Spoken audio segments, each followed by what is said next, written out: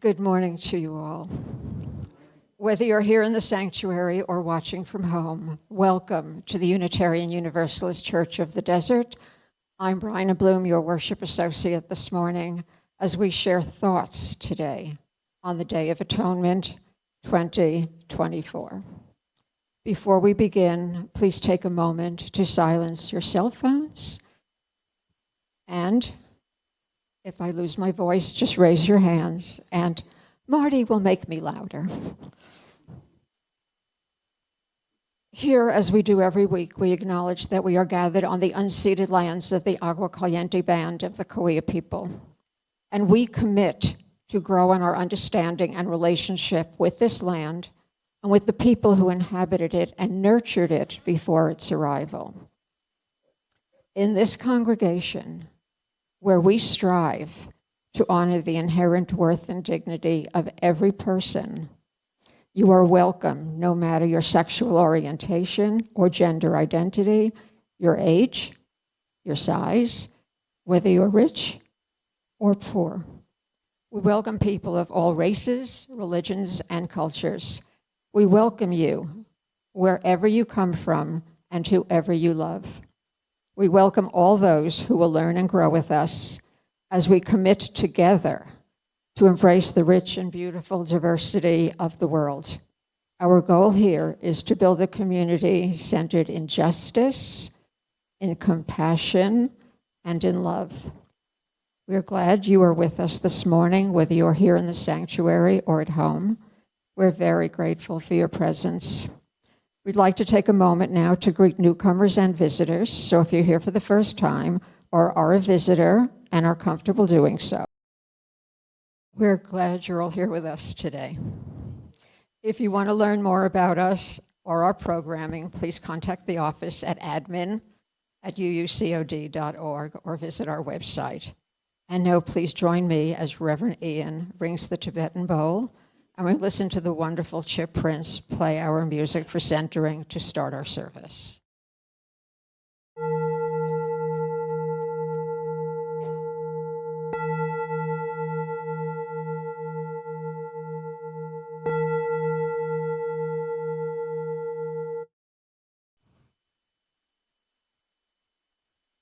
Come, whoever you are, you hear that voice calling you, calling us. That voice which calls us together today here in this room, made holy by our presence and by the sacred breath we share in our singing and our speaking and our silence.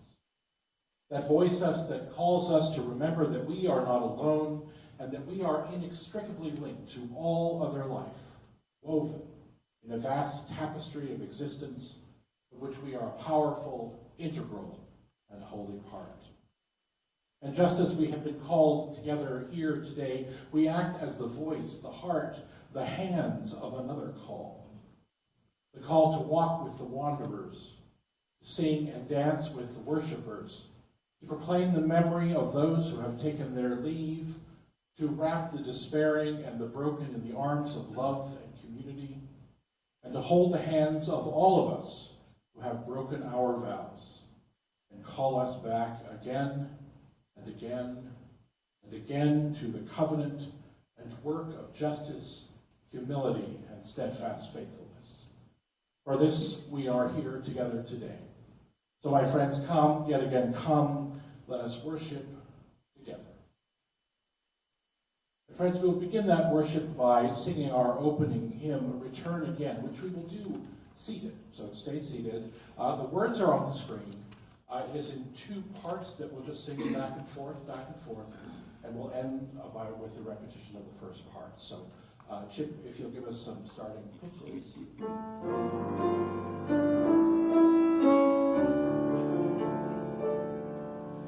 Return again, return again, return to the home of your soul.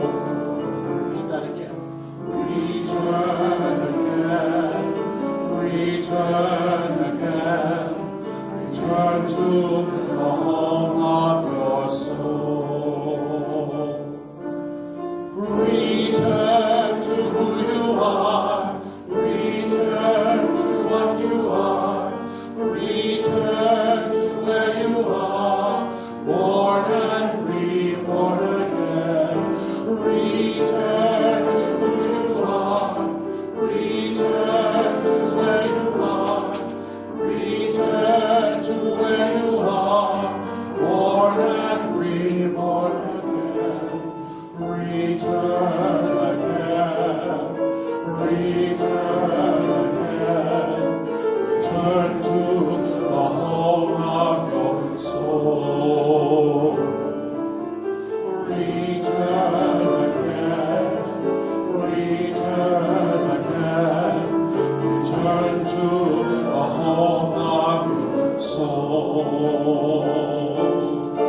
Return to who you are.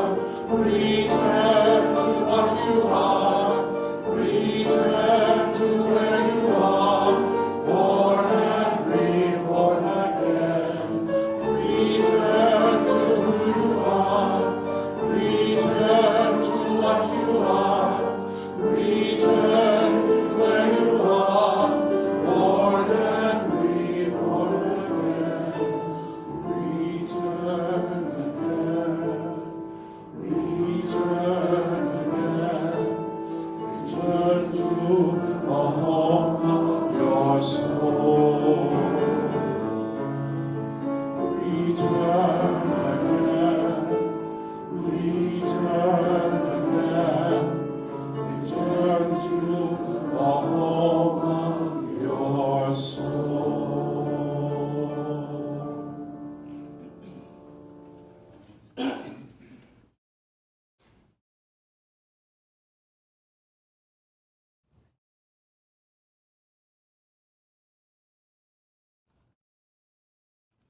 Please join with me for our chalice lighting. The words are on the screen. We light our chalice, symbol of our faith, for truth sought through a questioning heart and attentive mind, and for love pursued through obstacles inside and outside of our own heart, and for forgiveness and all it entails, the place where truth and love meet and merge. Now, if Rod Belshi will come up and light our BIPOC candles. Again, please read along with me. We light these candles in solidarity with Black, Indigenous, and other people of color as we journey together towards spiritual wholeness. May we, as a beloved community, work to dismantle racism and all forms of oppression. May we live out our principles so that justice, dignity, and equity for all prevail.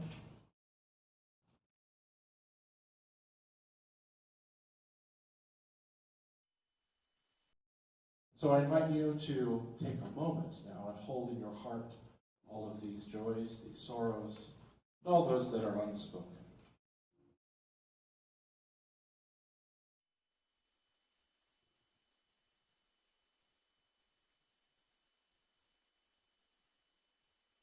We take time now also to light our memorial candle. We light our memorial candle this morning in remembrance of all those whose lives have been cut short in the last year, from old age, from illness, also those stolen by disaster, hatred, and violence. Those victims of hurricanes and landslides and earthquakes, especially those whose safety was ignored, those whose systems dehumanized, those who struggle to access resources because of how our society is unequitable. For those victims of homophobia and xenophobia and transphobia, and of our inability to grapple with the plague of guns in our society. We light this candle in remembrance of all those lost to terrorism and war. In Israel, Gaza, in Lebanon, in Yemen, in Somalia, in Ukraine, in Russia, in too many places around the world. This candle we light also for hopes that leaders in our own nation and in other nations will find their way to quelling the violence and choosing safety and justice over destruction and fear. We light this candle as we begin this Indigenous Peoples Month and head towards Indigenous Peoples Day this week for grief and anger for the Indigenous peoples of this continent, whose children were stripped from them, whose culture was systematically attacked and demeaned, and whose care and nurturing of these lands was trampled on and ignored. And we light this candle too for those who survive, whose lives and loves and work in the world bear witness to the courage and resilience of so many people. May we carry in our hearts and our lives the possibilities of all of their lives. May we mourn their loss with reverence and grief and hope. May we honor their lives with a commitment to reshape the world toward love and safety and care. With the joys and sorrows of this community, with the reality of the world around us, and with our deep honoring of those lost to hatred in our hearts, we pause in quiet now, letting love and peace and fierce resolve fill our hearts and our minds.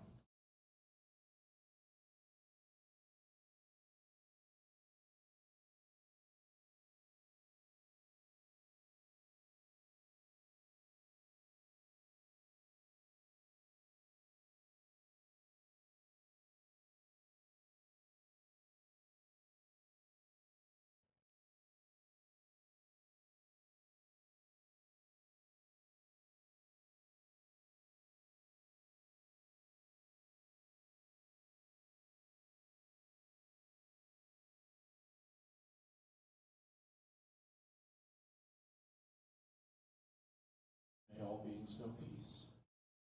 May all beings know an end to suffering. May all beings know love.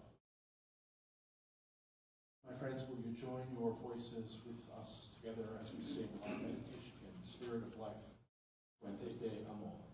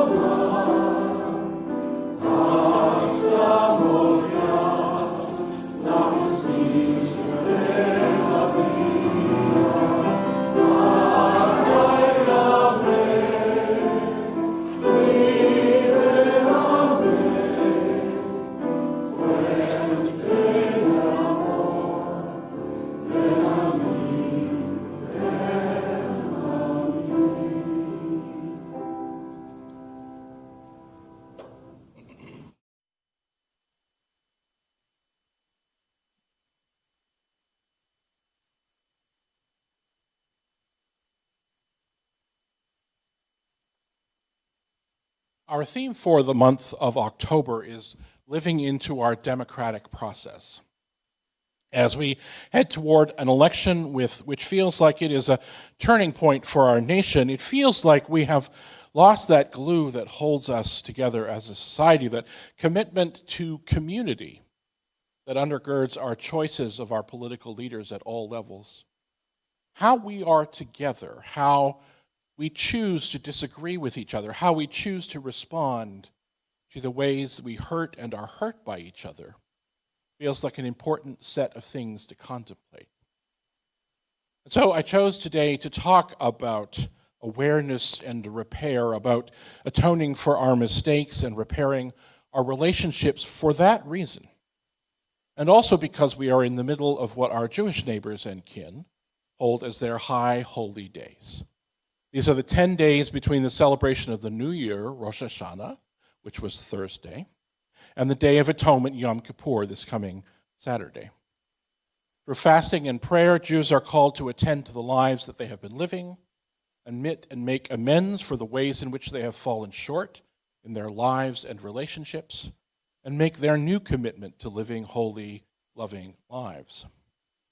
I find it powerfully meaningful to know that our Jewish neighbors and kin have built into their tradition, at the heart of their ritual year, the notion that we actually do fall short on a regular basis.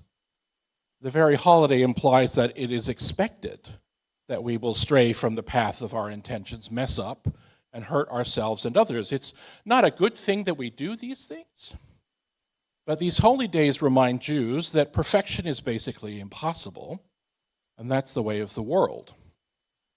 And so today feels like an appropriate time for us to focus on awareness and repair, on getting right with each other and with ourselves.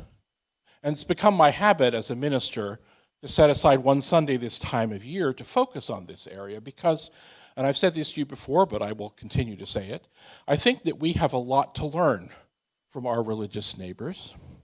We Unitarian Universalists are often really good at celebrating the happy side of human nature, success, hope, possibility, the powers of our intellect.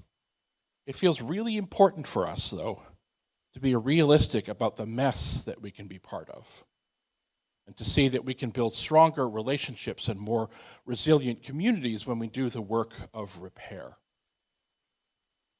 And I want to go on with our reflection today by looking at the thinking and the writing of Rabbi Alan Lew. Now, Rabbi Lew, as Rabbi Danya Rutenberg shares, was a Buddhist turned rabbi. And if you read his work, you can hear the Buddhism through the Judaism really beautifully, who taught and led congregations in New York State and the Bay Area of California. His most well-loved and well-known writing is a book called This is Real and You Are Completely Unprepared: The Days of Awe as a Journey of Transformation. I love that title. This is real, and you're not ready for it. In this book, he journeys through a crucial part of the Jewish ritual year, starting with Tisha B'Av, which is the commemoration of the destruction of the temple in Jerusalem, through the month of Elul, and then through the high holy days themselves, and all the way through to the festival of Sukkot, celebratory harvest festival after the end of the high holy days.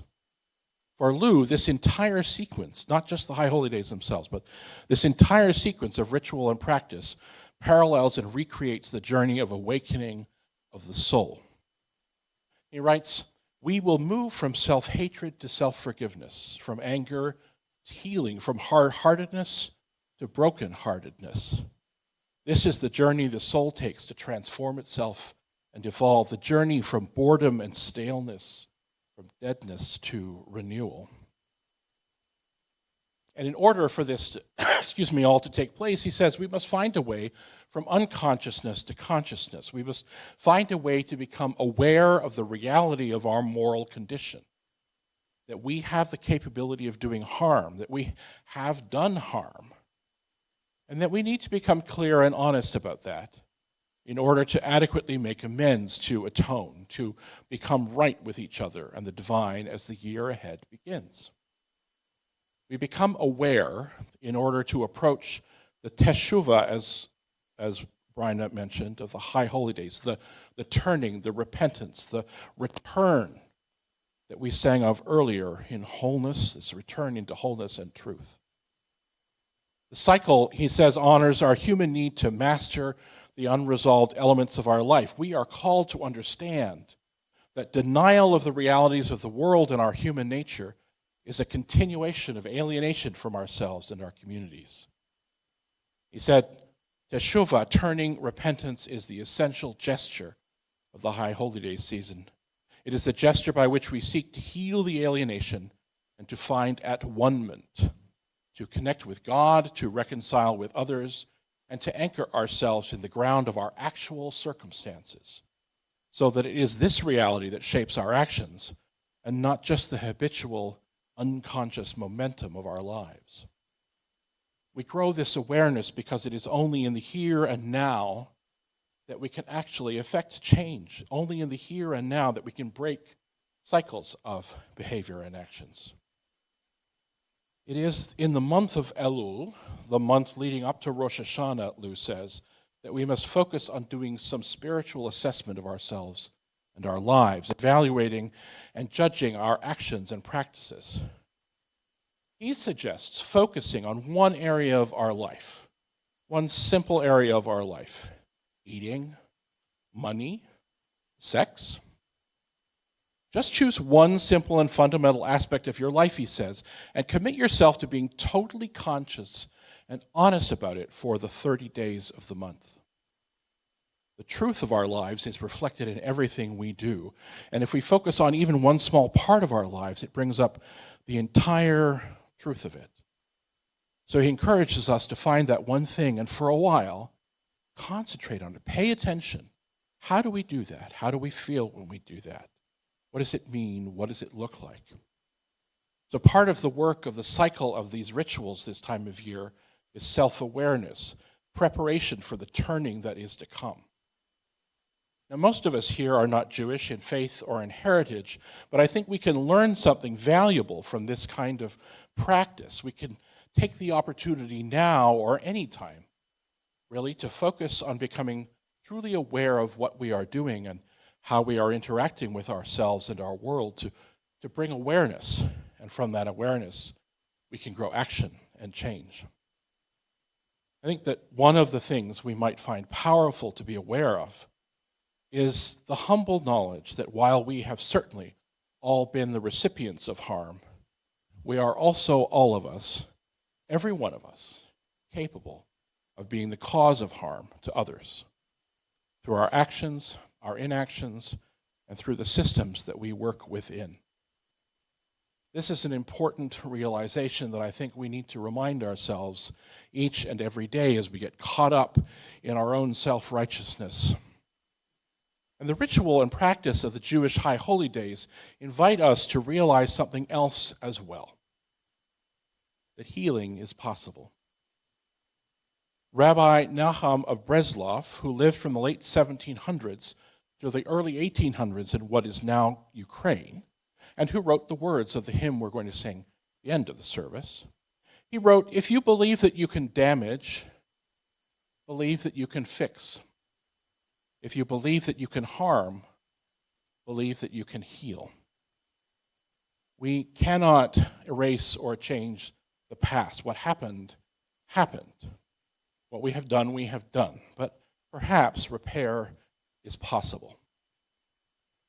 Now, I want to switch gears for a moment to tell you about something sweet that I've discovered in these challenging days. Something sweet, but also deeply profound and meaningful, and I promise you it matters in what we're about to say.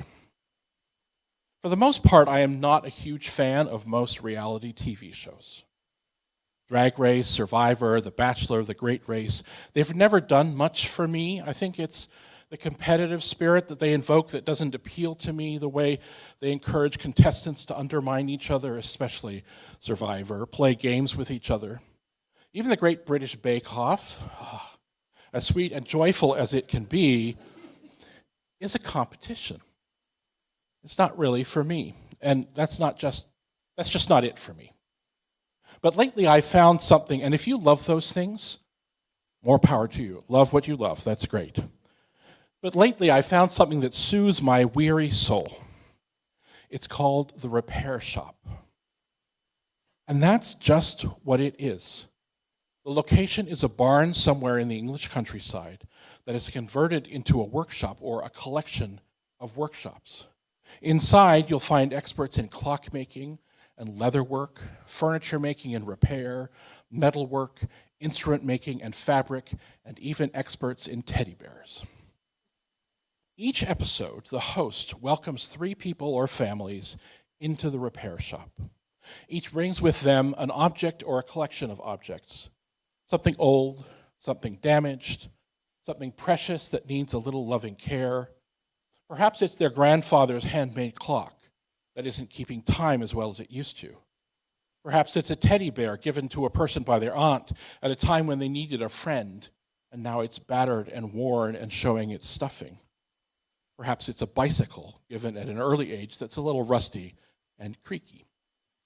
Whatever it is, the experts of the repair shop spend time and skill to lovingly repair whatever is brought to them.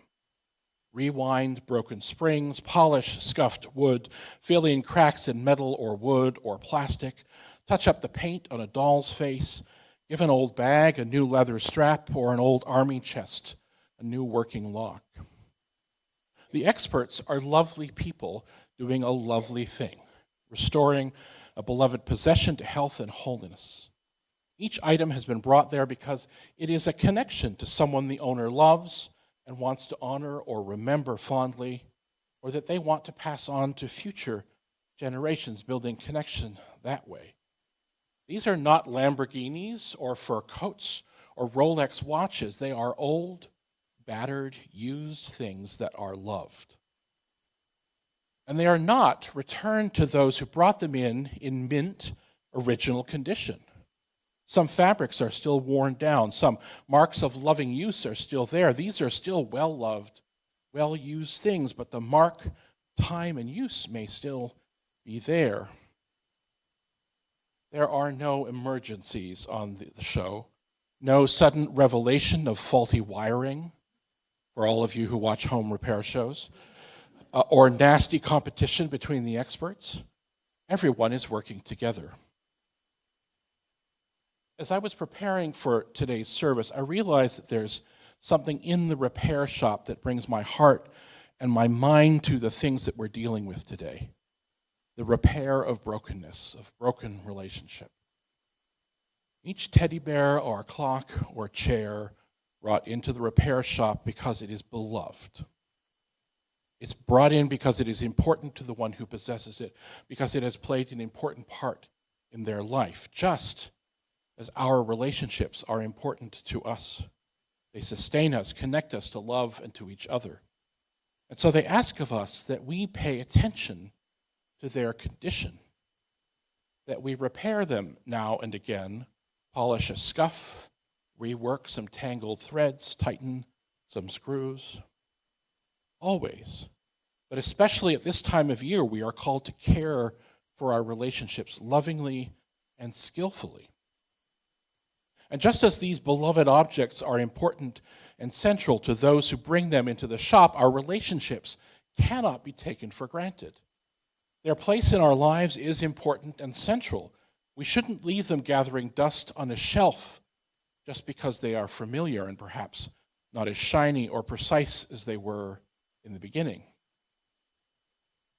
Now, the experts don't work on these things, items with chagrin or anger or disdain. They don't grumble about the way they've been treated. They don't see their job as making something more perfect than what was there before. They understand their role in restoring the original to wholeness, to honoring the work of the craftspeople who created these objects in the first place. They are restoring, not replacing.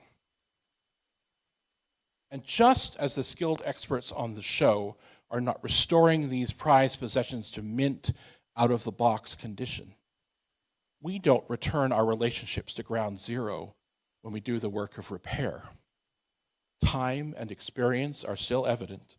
There are still rough edges and imperfections. The results of injury are lovingly incorporated into a new wholeness, new possibility. We are, in essence, the sum of our relationships and all that has happened in them over time and space. The work of repair is return to wholeness, to connection, to integrity, not a return to pristine innocence. We cannot go back to the state of our relationships before hurt or harm has happened. But we are still engaged in the craft of lovingly restoring wholeness and honesty and connection as we do the work of repair today and every day. Rabbi Rachel Barenblatt, who blogs online under the name The Velveteen Rabbi, it's the loveliest internet name ever, Velveteen Rabbi, wrote a series of poems reflecting on the days of the month of Elul, the days leading up to Rosh Hashanah. They are collected in a book she called See Me. Now, in the introduction, she writes the Hebrew word for awe or fear of God comes from a root which connotes seeing. Elul is a month of self-examination, a time when we may feel the awe of knowing ourselves to be truly seen. This is our lead up to the days of awe, and it is both exhilarating and humbling. The final poem in the collection is titled Return, and it starts this way. This month is all about return. Take stock of who you are and start again. You can always turn over a new leaf. Nothing's written in stone. No lock is sealed. The important thing is to begin. The habit may seem strange when you begin, pausing each night to turn and return the day's events in memory before they're sealed by sleep. What's the point of that again? But you know your hard drive's written by your words and deeds over and over. Go deep. Let the waves wash over your head, and once you're there, begin to read the lines you've written in your book of memory. Return to where you started from again. Life imprints on the soft wax of your heart, sealed like a signet ring, sealed and drying fast, but it's not over yet. You can try again. Today and in the days before us, may we choose to see ourselves clearly, to know who we are and the impact of our being and doing on the world around us. May we see our relationships as worthy of loving, expert care, restoration and polishing, tuning up and restuffing, returning to wholeness that embraces experience and centers love and kindness. And may we remember that each day is a day for us to try again. May it be so. My friends, will you rise in body or in spirit as we sing the words of Rabbi Nachman of Bratslav, O hear my people, for our closing hymn.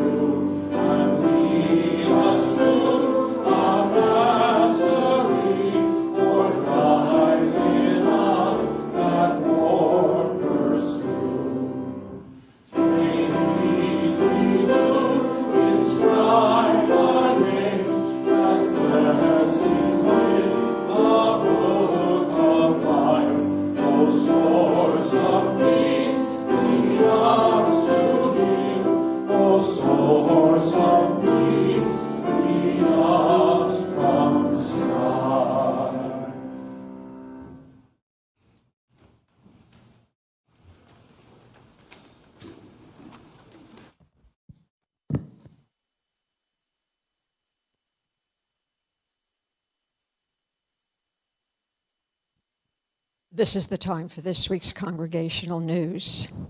In that today's the first Sunday of the month, please accept this as a reminder that next week is Socks on the 2nd. Monday night, October 14th, is Women's Night Out. Details are in the newsletter, and a sign-up sheet is on the round table in the foyer, or foyer, based on where you're from. It says here that LeGrand has a few words. Is LeGrand here? Pretend you heard LeGrand. Next week on October 13th, following the worship service, we will celebrate our 65th anniversary of UUCOD's founding. From 1959 to 2024, 65 years. What a journey it's been. We will celebrate with a potluck luncheon and cake. That's the magic word. Everybody wants cake. Please bring a favorite dish to share. There are sign-up forms on the lobby table for the potluck, as well as to help set up tables and chairs. Come and join your community in fun. We have 2 announcements from the Social Justice Committee. The first, join us on Sunday, October 20th, for our California ballot propositions discussion on the issues, along with the pros and cons of each proposition. You may attend either in person or via Zoom, but you must register. If you're in the sanctuary, you can sign up after the service, also on the round table in the lobby. And if you're watching from home, please look in last Friday's newsletter. Second, join us on Sunday, November 3rd, as we carry our UUCOD banner in the 38th Annual Palm Springs Pride Parade. We will again have 2 vehicles, so you can walk or ride. You can sign up in the round table in the lobby or see Ruben Gallardo. Ruben is over there. And we have a very special workshop coming up. Saturday, October 26th from 9:30 to 2:30, when Reverend Ian and the Diversity, Inclusion, and Belonging Ministry team welcome a great friend of UUCOD, the fabulous Laura Nile, for an interact workshop on recognizing and moving beyond unconscious bias. Those of you who have heard Lauren or have been in one of her classes know what an incredible, inspiring speaker she is. Please join us. Again, you can also sign up in the lobby. Finally, as I do every time I'm worship associate, I want to thank everyone who has a part in making these services what they are.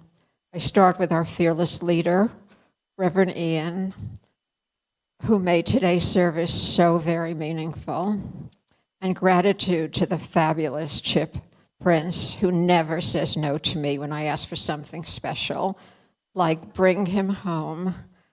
Today's postlude in honor and memory of the hostages. Thanks to the greeters, the ushers, and the kitchen staff, and kudos to the AV team and the effort they put into making the services both here and home possible. Finally, to you here in the sanctuary and to you at home, we really appreciate your presence. And now please join me as we extinguish the chalice. The words are overhead.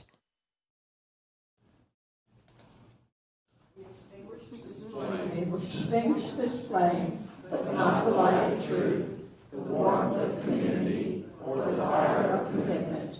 These we carry in our hearts until we are together again.